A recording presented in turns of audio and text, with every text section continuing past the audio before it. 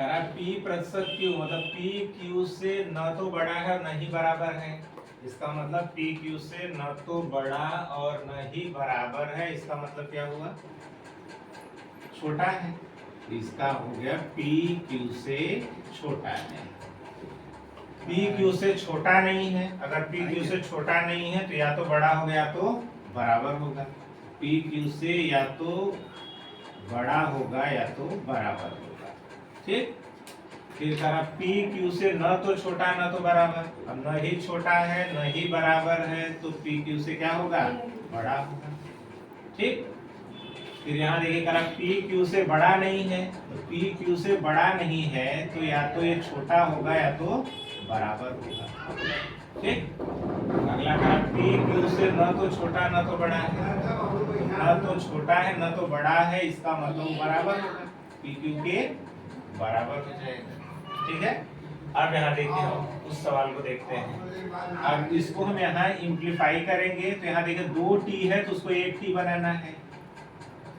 2n है तो उसको 1n बनाना है। ठीक है। तो यहाँ देखिए यह कॉपीराइट 1 को t ले लिए, सिंबल प्रतिशत 2n है तो 1n, यहाँ डेल्टा h। ठीक है। अब यहाँ देखिए हम लोग यहाँ देखते हैं कॉपीराइट किसको शो कर रहा है? ये ग्रेटर को शो कर रहा है तो यह ग्रेटर देन टी लिख सकते हैं हम यहाँ। प्रतिशत किसको शो कर रहा है? प्रतिशत लेस देन को शो कर रहा है तो यहाँ लेस देन n। यहाँ देखिए डेल्टा किसको शो कर रहा है? डेल्टा जो है लेस और इक्वल को शो कर रहा है तो यहाँ h हो जाएगा। हो गया। अब यहाँ देखिए फिर यहाँ देखिए कॉपीराइट को हमने देखा, कॉपीराइट का लेस देन का शो कर रहा है, ग्रेटर देन का तो ये चीज ग्रेटर देन टी। यहाँ देखिए यह चीज ग्रेटर देन n। ठीक है। अब यहाँ हम देखेंगे h और t को तो यहाँ हम देखते हैं कि ये h है और ये t है। इन दोनों में दोनों ही कंडीशन में h क्या होगा? ग्रेटर देन होगा। h बड़ा ही होगा ना भाई।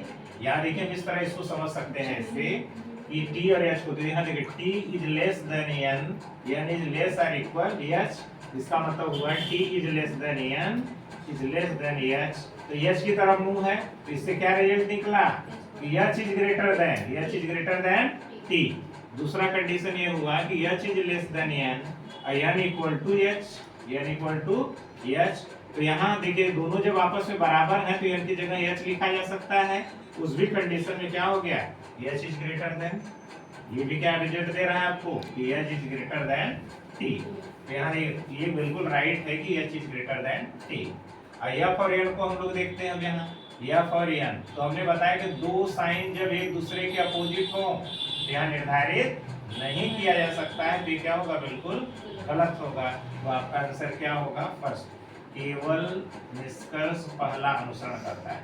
केवल निष्कर्ष फर्स्ट अनुसरण करता है। अनुसरण करता है। बातें समझ में आ गई भाई?